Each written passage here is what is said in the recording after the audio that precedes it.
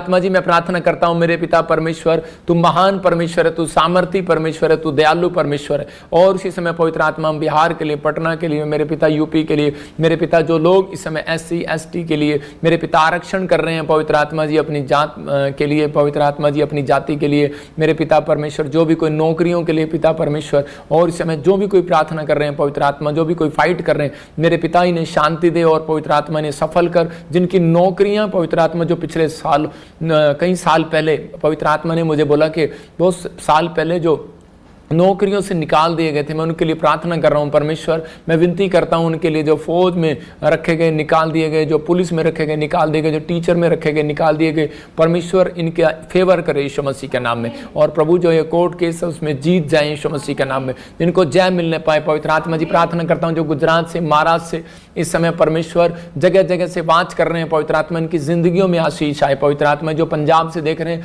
जो जम्मू से देख रहे हैं, इस समय लुधियाना से और जलगांव से देख रहे हैं, पूना से देख रहे हैं पिता परमेश्वर, फरीदकोट से, फिरोजपुर से, मैं इस समय अपनी ब्रांचों के लिए प्रार्थना करता हूं। जो इस समय पवित्र आत्मा संभालका से देख रहे हैं, जो इस समय परमेश्वर पानीपत से देख रहे हैं, दिल्ली से, फरीदाबाद से और उड़ीसा, छत्तीसगढ़ से, महाराष्ट्र से, गोवा से, कर्नाटक से, उड़ीसा से, इस समय पवित्र आत्मा झारखंड से, रांची से, सिमडिगा से पवित्र आत्मा जी मेरे पिता परमेश्वर हर जगह से जो देख रहे हैं, समय बात कर रहे हैं, केरला से मेरे पिता परमेश्वर, कर्नाटक से, बेंगलोर से पवित्र आत्मा इनकी जिंदगियों में आशीष दे पवित्र आत्मा जी। मेरे प्रभु आज से ये बढ़ते फूलते चले जाए, इनके जीवन में आशीष आने पाए यीशु मसीह के नाम में।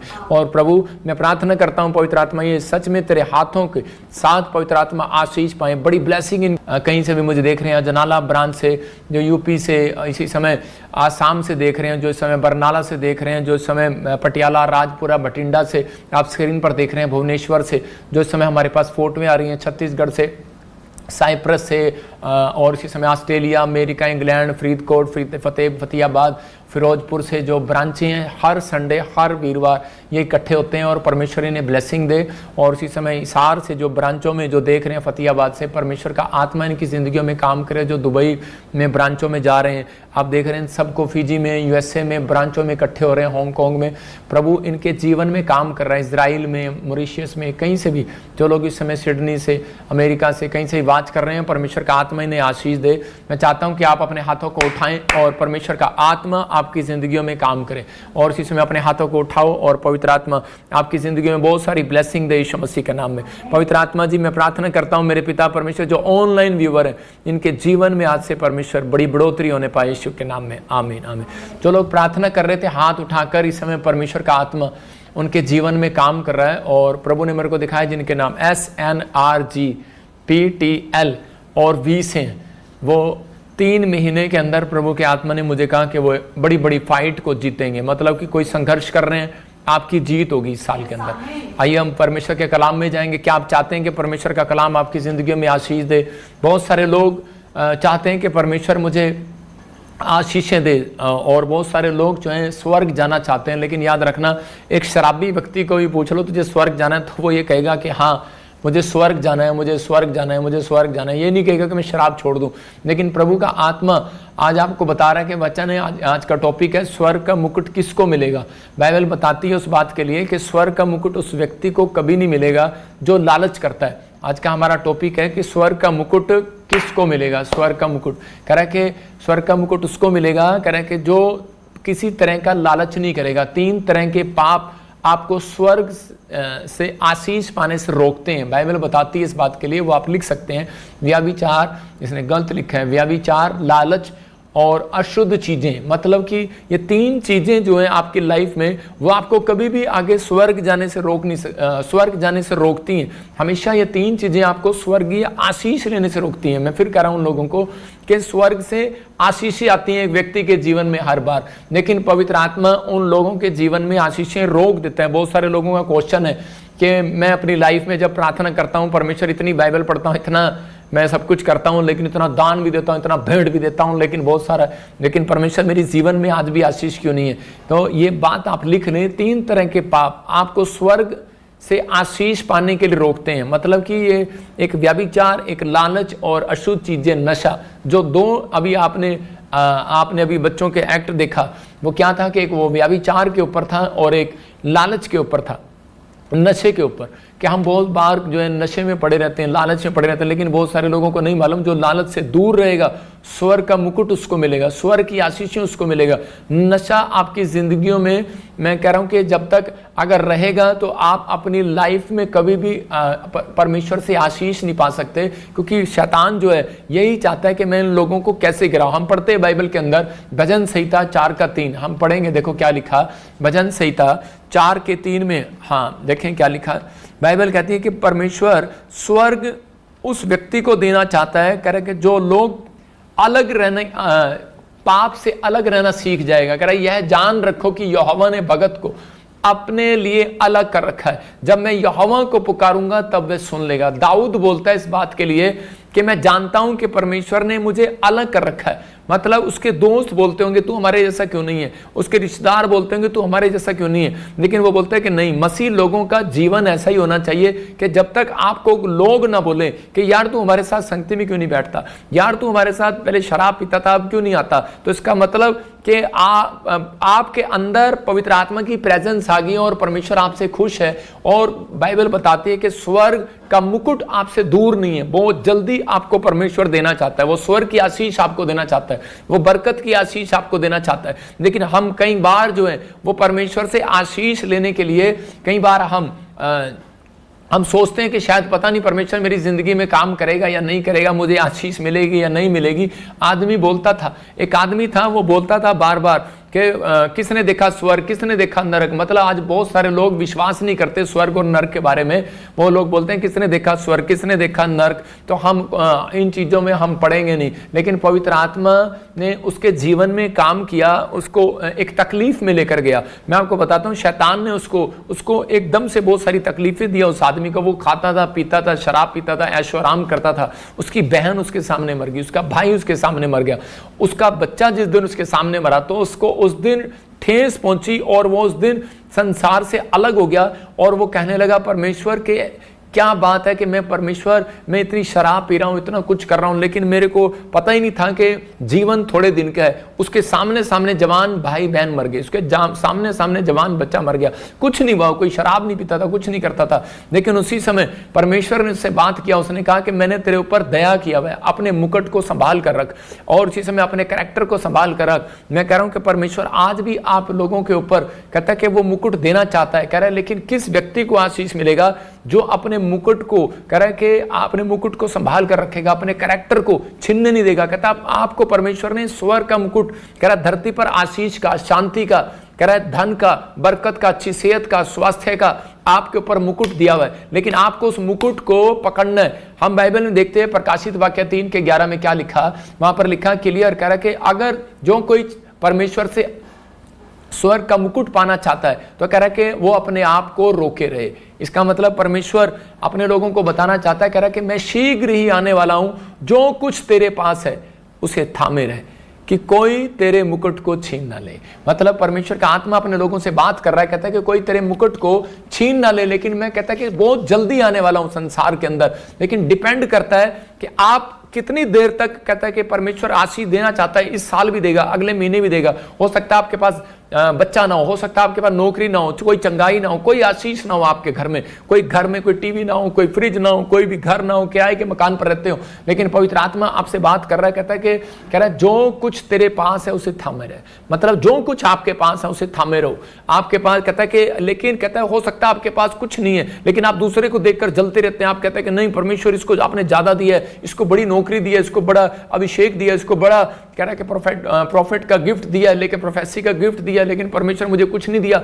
हो सकता है आपके पास बड़ी बुद्धि हो, लेकिन आपके सामने वाले के पास बुद्धि ना हो और वो चिंता कर रहा हो, लेकिन परमेश्वर का आत्मा कह रहा है जो कुछ है तेरे पास उसमें संतुष्ट रहे, उसे रोके रहे। मतलब अपने दिमाग को, अपने विचारों को, अपने मन को कंट्रोल में कर, कहता है कि ताकि तेरा कोई मुकुट न छीन ले। इसका मतलब शैतान आपकी स्वर्गीय आशीष और धरती की आशीषों को, मुकुट जो है वो छीनना चाहता है। वो आपकी आत्मिक आशीष छीनना चाहता है, क्योंकि उसको मालूम है, कह रहा है कि अगर ये थोड़ी चिंता करेंगे, थोड़ी परेशानियों में जाएंगे, थोड़ी समस्या में जाएंगे, तो उसी समय कह रहा है कि ये परमेश्वर को छोड़ देंगे। और उसी समय अय्यूब के जीवन में जब चिंताएं दी, उसके 10 परिवार के लोग जब मर गए, उसके ऊंट मर गए, मैं कह रहा हूं उसके बैल मर गए, और उसी समय उसके फाइनेंस में जब प्रॉब्लम आ गया, उसकी पत्नी भी छोड़कर चली गई। मतलब आत्मिक होते होते भी वो एक संसारिक औरत बन गई। लेकिन उसी समय अय्यूब अपने खराई पर बना रहा और टिका रहा, अपने फैसले पर अडिग रहा। और मैं कह रहा हूं कि परमेश्वर ऐसे लोगों से प्यार करता है कि जो अपने विचारों में पक्के रहते हैं कि नहीं पवित्र आत्मा, मैं हमेशा विश्वास में बना रहूंगा और तेरे साथ चलता रहूंगा। प्रभु का आत्मा